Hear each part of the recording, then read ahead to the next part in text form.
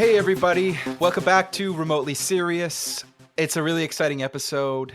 I have a guest with me who is running community at one of my favorite places in the world. There's a lot more to it, but part of what she runs is is a company called Yayem. She runs community for a company called Yayem. That's Yayem. And Yayem Lisbon is a physical location, a co-working space, but actually a little bit more than that. I think that undersells it. So we're talking about Yayem today, and my guest is Renata Soto. Renata, thanks for joining. I'll call you Ren because I saw that's how you refer to yourself on the Yayem website. So Ren, welcome.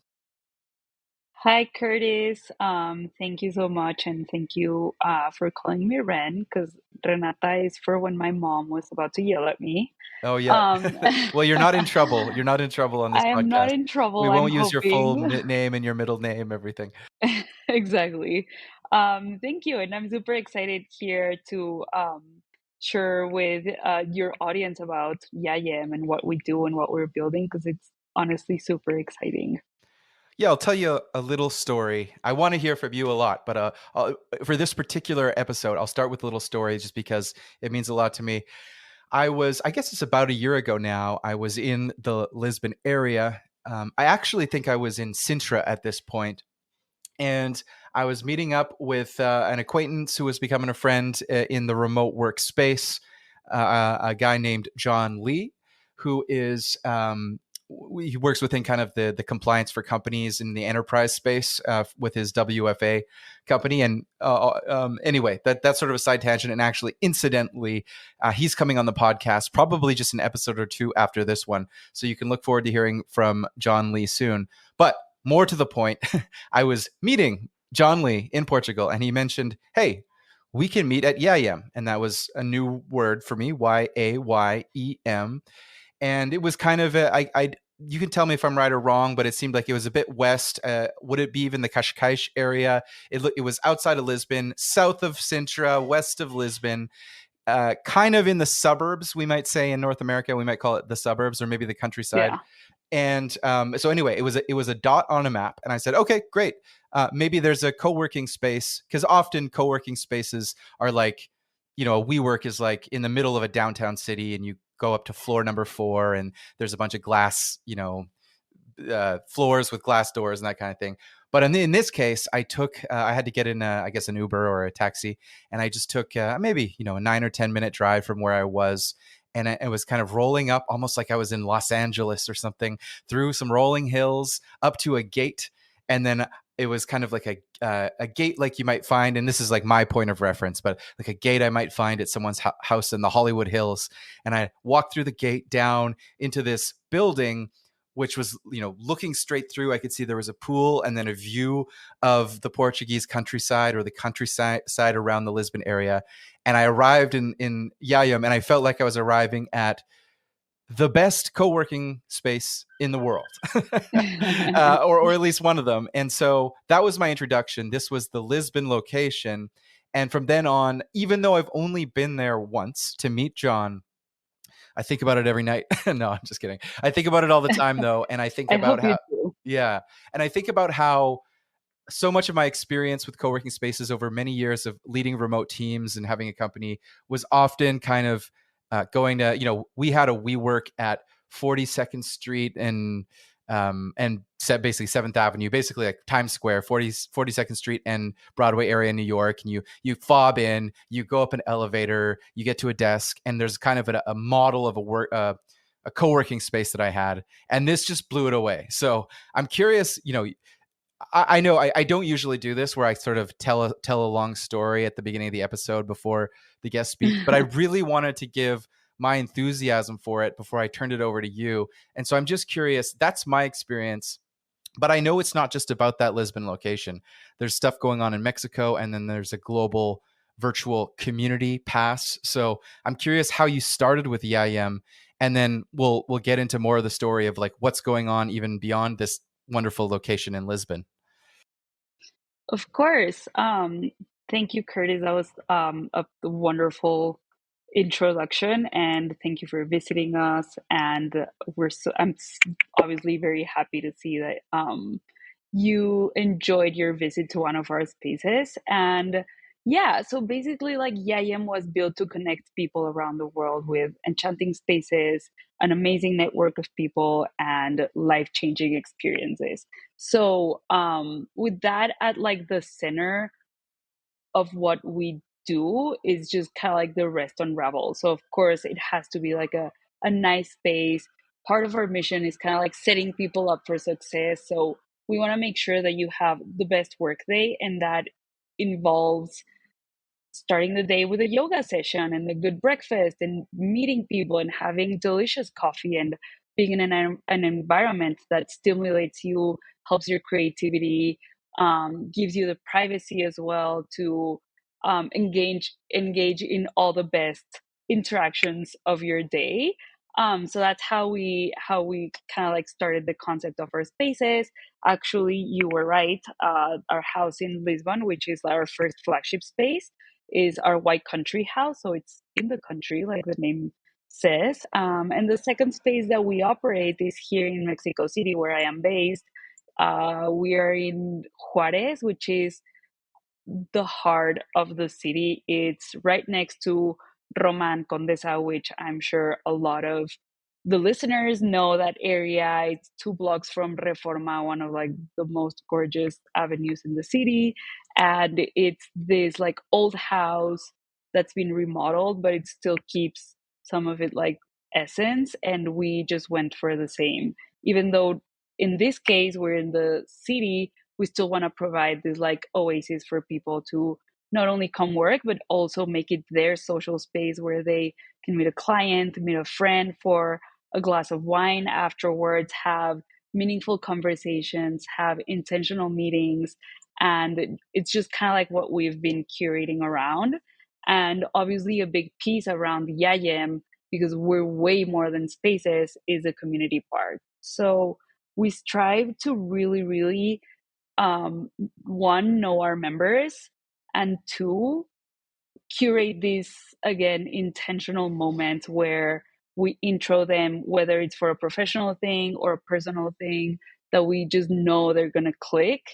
And that just like one of my most rewarding moments at work, it's when I just make this like super simple intro in the middle of our family style lunch, where I'm like, oh, by the way, like, this person also lived in Italy. Like, I know you just came back from being there a couple of months, and then they start chatting and they find more points in common. And that's just like what Yayem is. That's the Yayem magic. We do that. We see that in our spaces every day.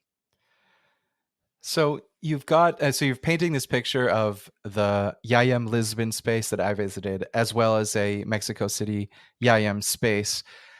When you're thinking in your role as the head of growing community at Yayem, and working with the founders, what does the future look like?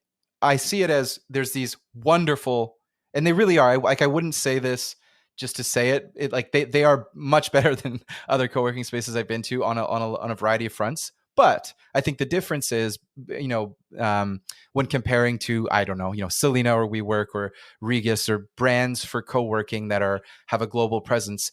Many of those brands just have way more locations, and there's a whole kind of business model there that may not be working with having dozens or hundreds of locations. You seem to have a very curated approach to 2 locations, if I have it right. And I also have noticed that you are growing your online membership. What does the future look like for a third, fourth, fifth, and sixth location versus growing the global virtual community and the passes? How are you thinking about the future there? So we're like developing both sides, um, working really, really hard. We are very close to launching a new feature in our app, which is going to be amazing. It's this social feature in our app, which is going to make it even easier for members to connect, find each other through their interests, their cities, their locations, what like how they like to travel, etc., etc. Um, and we also have like an AI powered matchmaking tool where We introduce our members monthly. We call it the white ties. So whether you're on like the lowest tier of our membership, which is white pass, it's 180 a year. It gives you access to all of our travel resources, but maybe you're not necessarily in one of the cities where we have either partner spaces or operating a flagship, but you want to be part of the community. You have access to this one-on-one meeting. So it's kind of like how we're scaling globally. Plus this new feature in our app, which is like, we're super exciting. It's probably our biggest launch of the year. Shout out to Alex from the team because he's been hard at work.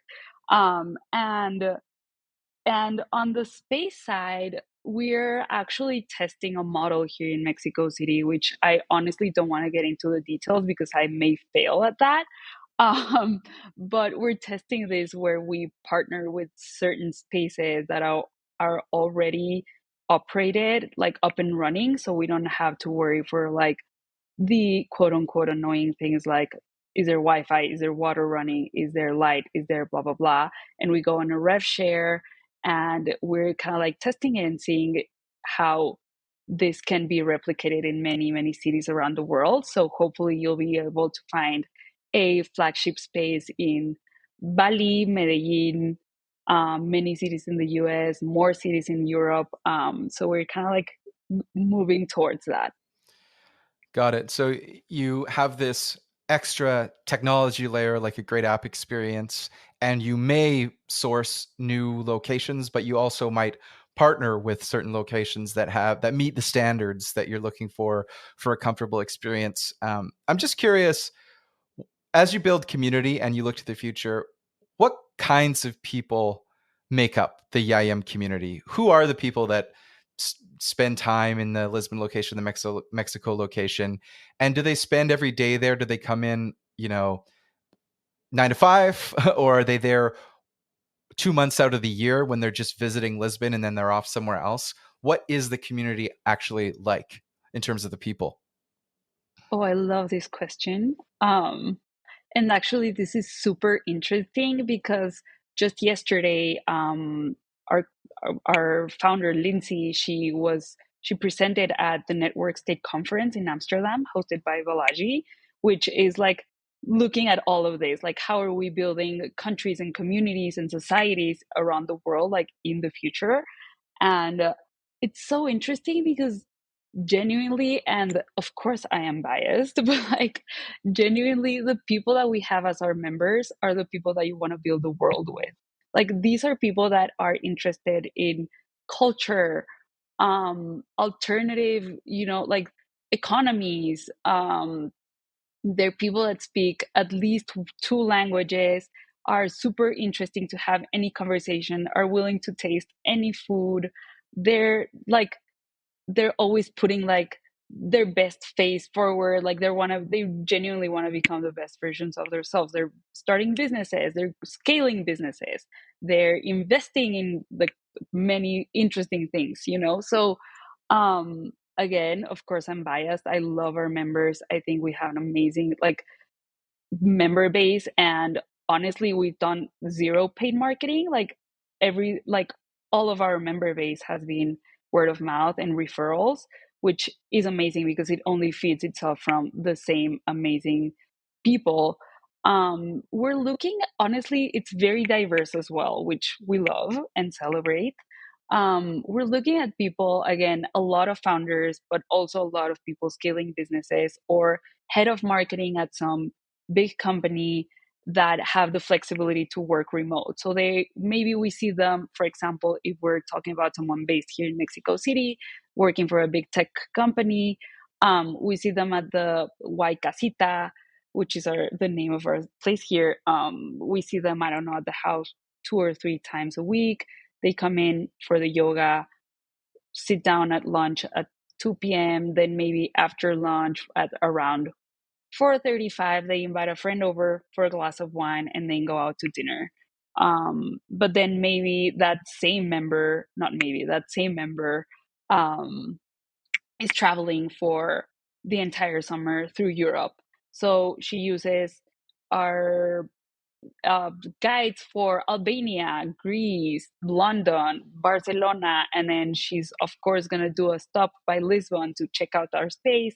check out the members who she's probably met through either trips, one of our meetings, a virtual event, blah blah blah. So we're looking at that, and honestly, we're agnostic on what you do for work. So we don't care if you're in marketing, in a VC, a lawyer, an actress, in production. We have all sorts of people, and we love that because that just feeds into the diversity that we're celebrating at Yayem. Do people apply to become a member of, let's say, Y Country House, which is the, I guess, the Lisbon location, and then it was Y Casita in Mexico City? Yeah. So actually, you apply for any tier, like even for Y Pass, which is our baseline tier with no access to our spaces. It's just our resources and the network. We ask that you fill out an application, and it's because again, in building this community, we want to know who you are. So one of the questions in our application is like, tell us a crazy travel story, and you'd be amazed at like how much you learn from a person with their crazy travel story. So one, it's like really fun to do for work, and two, it just like initiates the conversation with this person way easier. You know who you want to intro them, and of course, more questions on the application are around like what they do, their perfect day, um, their platforms, like their social platforms, blah blah blah. But yeah, there is an application process. I'm curious. So you have this global network and these locations. I'm definitely getting a picture of, the value that it provides and what the experience is like. Now I'm curious what the actual, almost the geographic demographics of the people. Do you find that the majority of the people at the Lisbon location are Portuguese, and the variety of people at the Mexico City location are Mexican or American? Or does, is it much more diverse with all kinds of people from all around the world, in terms of it being like a thing for locals versus like a thing that everyone around the world comes and visits, on a daily basis? Um, it's definitely more diverse. Um, yes, a lot of our members in Lisbon are locals, but also we have a lot of people who are becoming locals. They've been based in Lisbon for a few years now. They have their children there in school, like they're buying houses there, blah, blah, blah. However, they're not Portuguese. And the same happens in Mexico. I think in Mexico, we see a lot more of traffic, quote unquote, of people that are like coming through the city just because we're so close to the US, um, that we got a lot of our members just passing through the city for a month, a couple of weeks. But we also do have like an important percentage of our members who are Mexicans, born and raised in Mexico City, and just found a place in the community here. I'm just curious. I was looking at some of your biography on LinkedIn, which is the classic way to find out quickly more about someone's professional history. It says you're the editor at large at Runner's World. That sounds I yeah. was. I'm a journalist by trade, is what I studied in college. I thought I was going to be the next Christiana Amanpour, bringing justice to the world through journalism, and I Yeah. still love it. I was in editorial for all of my career until I joined the IM, and yeah, I was editor at large at Runner's World for Mexico and Latam at some point there. It looks like a lot of positions where you were doing great journalism, I'm sure, and it seems like it would be in Spanish. Is Yayam the first time where? And I guess I shouldn't assume. Is Yayam conducted mostly in English, the team communications, and is this the first job where you've switched from doing journalism in Spanish or having a position in Spanish to predominantly English? Yes, definitely, because here, like from the start, and absolutely everything that we do is in English. The comms to our members are in English. Um, and yeah, in a few of my positions in the past, especially at the last magazine that I worked at, I actually started doing content in English because I thought that was gonna make us like more relevant with the whole wave of tourists coming to Mexico and people moving to Mexico. We were a lifestyle magazine, one of these like top 10 places to go for cocktails at night. And I was like, how are we not doing this for English speaking people? So I started writing in English, and I'm very comfortable with the language. So I started doing that editorially, and then I moved on to Yayem, and it's like a full English position now. I'm wondering if I'm I'm wondering if I can ask you a question that's actually it's not about Yayam, but just as you mentioned this, I'm just really curious.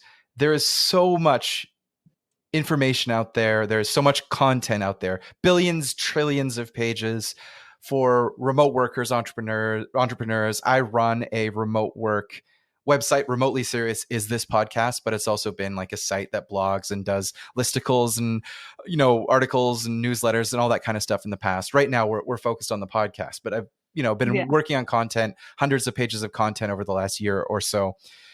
I'm curious, as a Spanish speaker and someone who's done journalism and created content in Spanish, do you think that for people who speak Spanish and Portuguese, there's a huge opportunity out there to publish more, like just all of the stuff that's in English that's very useful or entertaining? Is there a world out there where there should be so much more, even if it's about like how to build the latest React app or the best way to do design, and a lot of the articles are in English. I'm just thinking about like entrepreneurs or how to do marketing with ConvertKit email. There's so many ways to read the marketing articles, tutorials, courses. Do you think that there's a world out there for like publishing that in Spanish and Portuguese, or do you think that lots of people who speak Spanish and Portuguese in Latin America, Brazil, or in Spain and Portugal, Mexico, do you think that they just kind of read the English articles? And I know this has nothing to do with Yayam. I'm just curious. No, but it's a really good question. This is like totally my uh, like personal, not so professional opinion. Well, no, actually, like scratch that. So I think that yes, I think by default, because if we look at these like moguls of information, like if you want the data from, I don't know, the Washington Post or like one of these like gigantic um like media companies or tech companies, they're usually in English. So I think yes, there's like a default to go looking for this content in English. However, I think as like startups and tech companies start to grow in Mexico and Latam, and I'm speaking only for Mexico and Latam because that's like I'm Mexican, so this is more of like my knowledge. There's also been like a growing media coverage in this, and blogs and newsletters and kind of like forums around this. Also, the communities that are growing here, which we have a lot of contact with here in Mexico, like all the communities for founders and builders. And FinTech Week was just last week. We hosted a couple of events with them, and we see this kind of like tendencies that we used to see in the tech world in the US like a decade ago. Now it's happening here. So I can think of a couple. There's Contexto, which I think is really good coverage for like startups in Latam. There's Startups Latam, is like a Chilean media company. Um, there's Rest of World, which I think does an amazing coverage also. I mean, the name is very like straightforward also for what the coverage that they do. And I think like little by little we're getting there. There's also Collective Academy here in Mexico. They do a lot of resources. They're actually like a neo university for like startups and founders and managers around Mexico. And they have really good content as well. So I think that's starting to happen. And honestly, I as a journalist, it's also finding the tone that people resonate with. So definitely speaking to people in their own language resonates first and foremost. And then second is the tone that you find friendly, that you trust, that is easy to read, digestible. Sorry, I don't even know if that's a word in English. But yeah, I think it's kind of like there. There's definitely an opportunity. It's not a crowded space yet, but it's getting there. Like it's definitely, yeah. And have you seen anything around the use of AI LLMs like OpenAI in Mexico? Are people chatting in Spanish with OpenAI with I guess it'd be Chat GPT, getting, oh, I need to write a quick email, and then it comes back in Spanish. Oh, I need to summarize these bullet points. I need a quick website CSS. Give me the code, like all the kinds of things people do with AI. Among the, whether it's people at Yayem or just people in the Mexican startup ecosystem, is AI a big thing that's kind of on a consumer level? Definitely. I would say so. I don't think it's as strong as in other countries, but yes, for sure. Like it's something that people talk about. It's there. I think the biggest one that I've seen, uh, I don't know, like it's DeepL, so it's this like AI translator, and I think just a lot of people are using it, and as they start getting more and more comfortable with like ChatGPT and everything, it's definitely a tendency for sure. This is this the one that's like DEEPL? It's a Yes, translator. yeah. Okay, Hmm. I don't think I've ever used that, but it says, Yeah, and it's like AI powered. It's actually really good. yeah, I'll give it a shot. Their tagline is the best AI translator, or the world's most accurate translator. So that's a big claim. It sounds like they're doing a good job if you like them. Um, Yeah. so what was the biggest shift from the world of journalism and the publications that you worked for to moving into a uh, membership community, that moving to Yayem? What were some things that you had to learn on the job, or learn like right away? 3 years of experience in 6 months, they sometimes say at a startup, because you're moving so Yeah. fast. What are the biggest things you had to adjust to? Um, I think honestly, getting out of my like from behind the screen because like of course when I was doing journalism and I was in editorial, I did a lot of PR. I was managing a lot of like the paid content, which had me like dealing with the clients and going like organizing events and a lot of like face to face.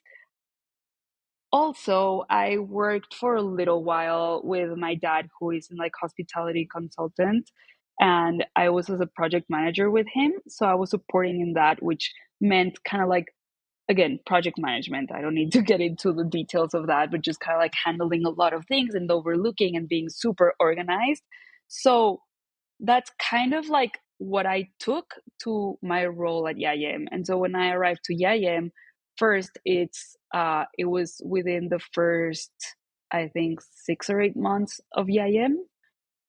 I joined February of last year. Yayem started in the summer of 21, so it was like a super early, and you have to wear all sorts of hats. And the thing is, like, I've always been really good with people. I've always been really good at my feet. I'm a problem solver. So it's just kind of like, oh, if this is happening, like, don't worry, like, we'll think of a solution. I'm good. Like, I have really good communicative skills. So I think it was more of this part where I was used to going out, trying the restaurant, or like interviewing this person, learning about this new product, blah, blah, blah, coming back, checking my notes, checking my recordings, and just writing and send and back and forth with my editor, publish.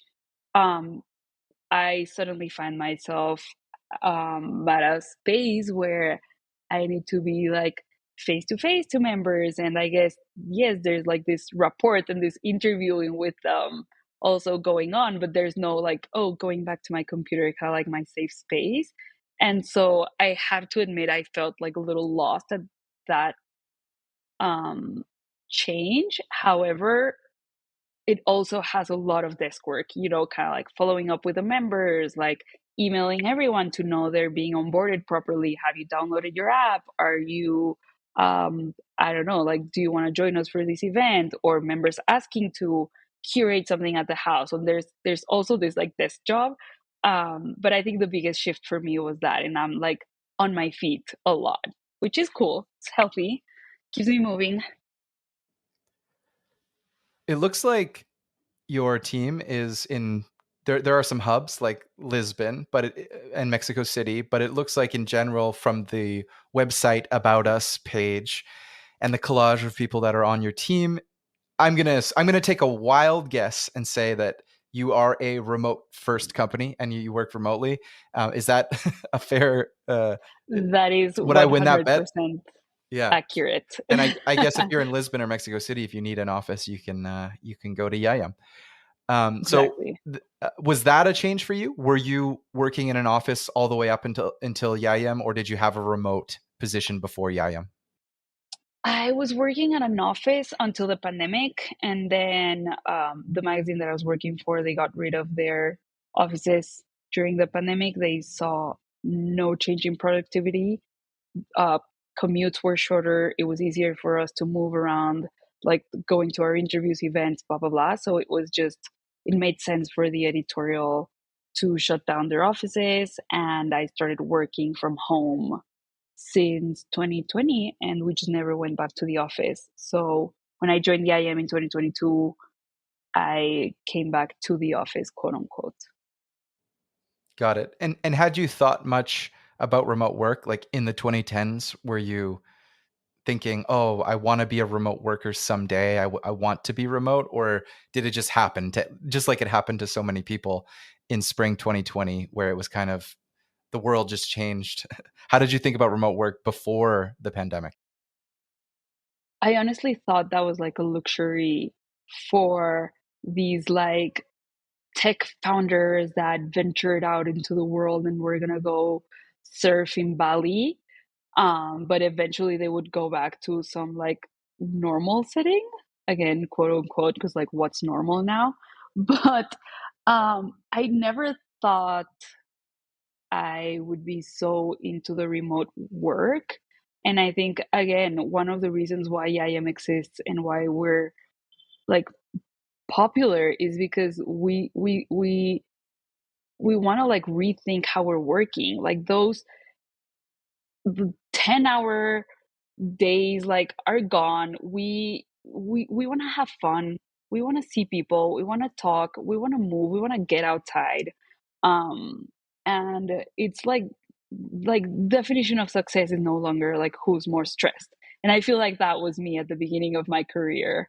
So I was like, no, like remote work is not even an option for me, especially when I was in like newscast and stuff. It was like, no, I'm just like tied to this space forever, and I'll get vacations whenever I can, and that'll be when I can maybe like forget about my computer for a couple of hours. But now it's changed how I think about everything. Honestly, I don't think it would be possible for me to go back to a regular setting, a 9 to 5 in an office job.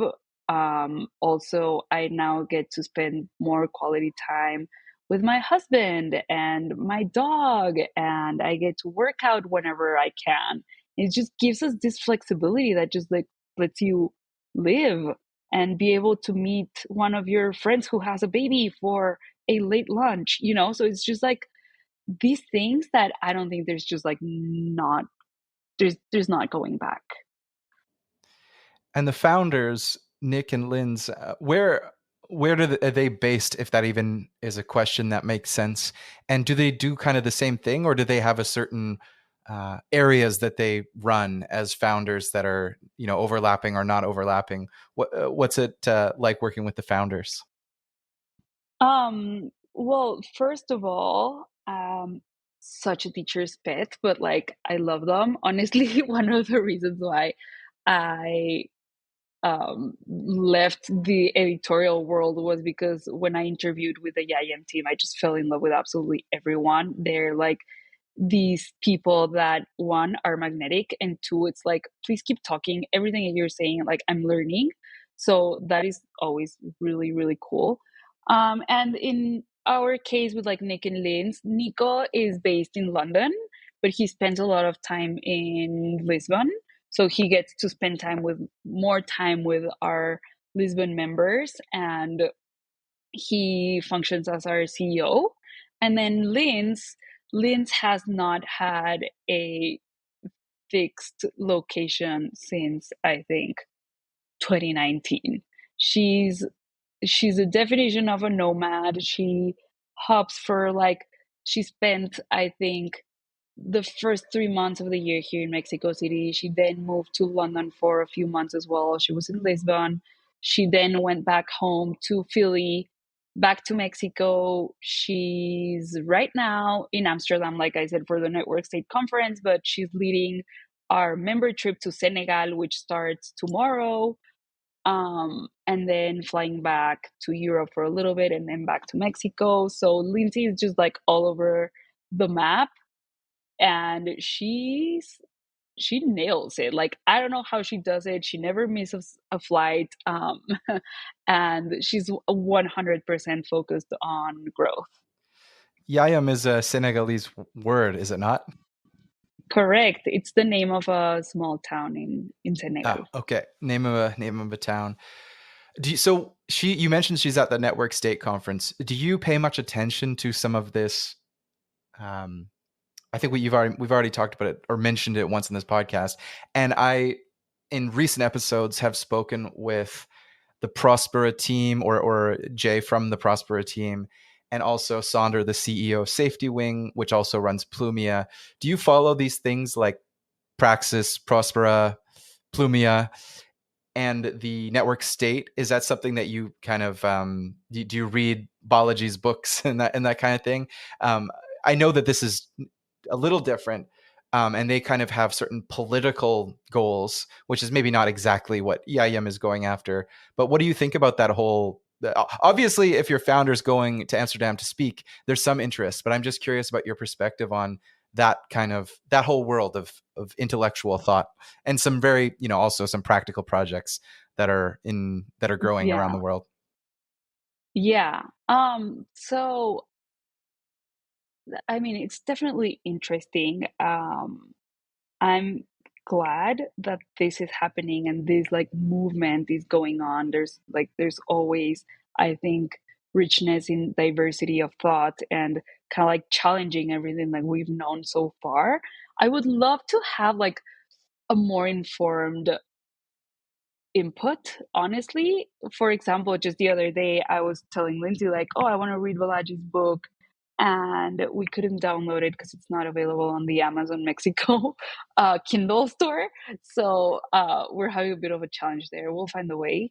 But but yeah, so I still think I have a hard time keeping up with all of this just because some of it is so uh, mm, I'm trying to find the correct word, but Some it's of like it's hard to grasp. theoretical. Yeah, Exactly. it's the Thank idea you. that you might have a different constitution that's on the blockchain. And I agree. I'm not sure this is exactly what you're saying, but I think sometimes there are some projects like Prosper is a real place in Honduras on Roatan, where there's buildings and there's co-working spaces and there's a cafeteria and there's an airport and that kind Exactly. of thing. And then there's other projects which are kind of like, what if our constitution was on the blockchain and we use Bitcoin as our currency? And it's like, well, I'll yeah, is that I'll believe it when I see it. That sounds interesting, but it's not there yet. That kind of thing. And Yeah. but yeah, And there's a lot of chatter this week just from that Network State Conference. So I almost feel like I need to upgrade in my mind how popular this was. I thought, oh, it's kind of a niche, but it's like, okay, maybe it's becoming more mainstream. That conference seems pretty popular in terms of the guest speakers that they had. yeah. And it was honestly so interesting. We actually had like a little debriefing with Lindsay this morning after yesterday. Um, it's just so interesting how we're in the end there's just this simple thing where we are all seeking human connection and we are all seeking this like real life feeling of like an experience that just sends you home almost like on a high and having these conversations that you were not expecting that were just so meaningful and added a value to your day, your life, your career, whatever.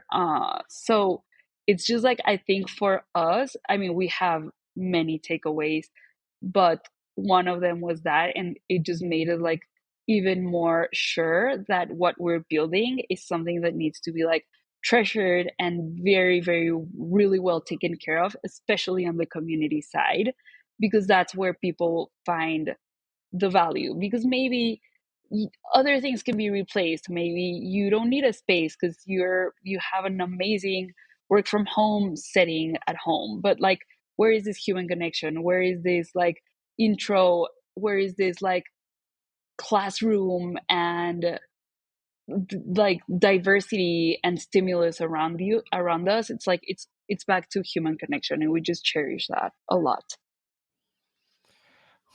Well, maybe that's a good segue into um, one sort of political question, but I just think with your experience, you might be able to shed some light on it. Which is that earlier in the year and over the last year, there has been some pushback to digital nomads, and even really specifically in incidentally, the two places where Yayem has locations were actually two places that were mentioned quite a bit in Lisbon and in Mexico City. The news started to report that locals were annoyed, frustrated, and even really angry about rising house prices, the presence of non-locals for various economic reasons, and essentially saying, in some cases, nomads go home, we don't want you here, remote workers are parasites, along a kind of backlash, a significant backlash against the remote worker movement. Now, when I say significant, I mean it was reported. I don't know what it means in the actual context of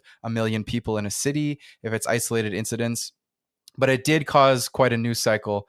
And so I'm just curious, from your point of view from Mexico, where you know the locals, but you also know the local remote work community and kind of digital nomad community from your location, what was your experience of that particular conversation? And what do you think about the quote unquote gentrification argument that came up in the last year?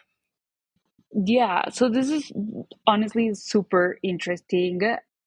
And I've always said that there's different ways to do things. And it's just like when you're talking, like if you have an amazing point to make, yet you're yelling, like no one's going to listen to you. So for me, it's like in how people do it and how they relocate. And honestly, one thing that I see, for example, with our members or non-members, and I've seen that, and I appreciate it so much as a local, is people who arrive and really want to immerse themselves in the culture, learn the language, understand why the city works the way it works. They're respectful of the culture. Um they're amazed by what Mexicans have built. They let themselves really be immerse instead of just saying like, hi, I arrived, this is a cheap country and I love this, because I've also seen it happen. And this is one of the things I actually remember posting on Instagram about it, and I never post these sorts of things, but like, I was walking through Roma and there was this like artisan woman selling her embroidered stuff, and I hear these people who have a clear accent, and some of them are chatting in English and blah blah blah, and they're like haggling with the lady who is already like, she was selling a piece that is already pretty affordable to Americans, and yet they were haggling. She's poor. What a lot of people don't see is that this woman traveled probably at least 2 hours or 3 hours to come into an area like Roma and Condesa so she can sell her stuff, barely sell anything, to again pay for another way back for 3 hours and eat something, and yet people, and work again, like this is her craft, this is what she does, this is how little she knows. These people don't know how to read, these people don't know how to write, yet there's these people that arrive and try to haggle. And I think that's just like a terrible way to land anywhere in the world. Um, so of course I can see where the criticism comes from. Of course I can see someone who's making like an average wage in Mexico being pushed out to other areas because their landlords are kicking them out because they're turning the apartment into an Airbnb. Like, of course, I see that and I recognize it. Um, but I think it's always different how people land, the perspective that they put, and the mission that they put in their arriving. Um, it's just like changes everything for locals, and it also has a plus side. Like, I'm not gonna be here just like saying like, oh, rent is high now. Of course, it's like from the pandemic, like the culinary scene, the hospitality scene was really affected, and like now we see them every week. I cross a new restaurant every week. I come across a new hotel. Amazing, like buildings are being recovered because they're being built for co-living spaces and blah blah blah. And there's this whole project around it. It's just, are we doing it in a respectful way? I think would be my opinion.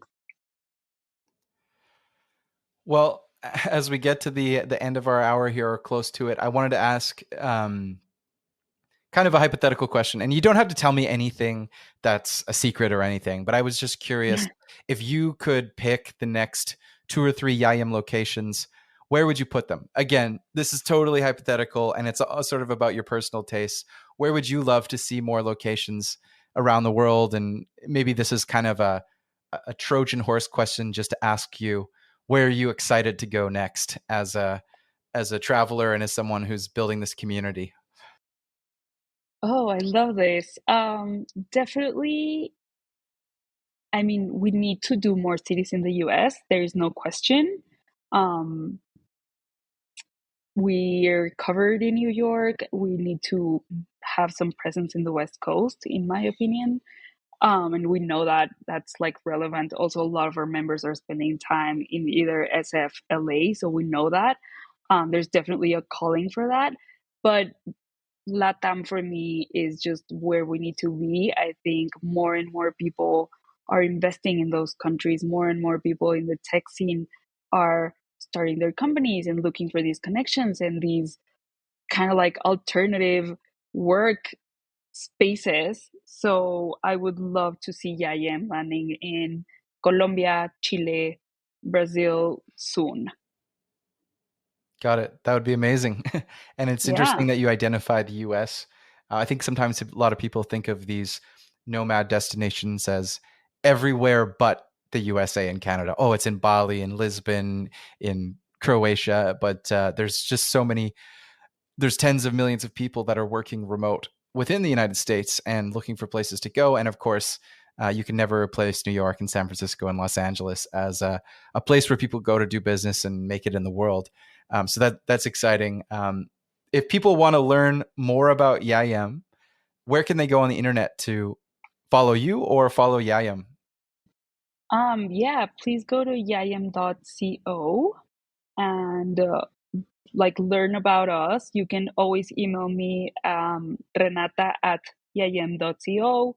I'm happy to answer any questions. And Curtis, we would love to offer your listeners a discount if they apply with your code, which I guess If you want to I set it can up share right with now, we you. can make sure it matches what we say. If we can, should we say remotely serious as the code, all lowercase? Let's do it. Okay, so that's remotely It's gonna be serious. all caps though, Oh, all so caps, remotely all caps. serious, all Okay, caps, yeah, please. that's what I meant. All uppercase, all uppercase. Remotely serious, big uppercase letters. So that's a discount, and we'll work out the details, but we'll make sure that that is the promo code for any listeners who would like to sign up Yeah, for a Yayem pass. yeah. Yeah. And you've Please got some join the information. There are family. different tiers that people can look up on the website that offer different levels of membership with perks and benefits around the world and at the 2 locations, depending on the tiers. Exactly. Just find whatever works for you to succeed and be happy. Well, Ren, it's been great having you on the podcast to talk about Yayam and a little bit more about your background and the greater context.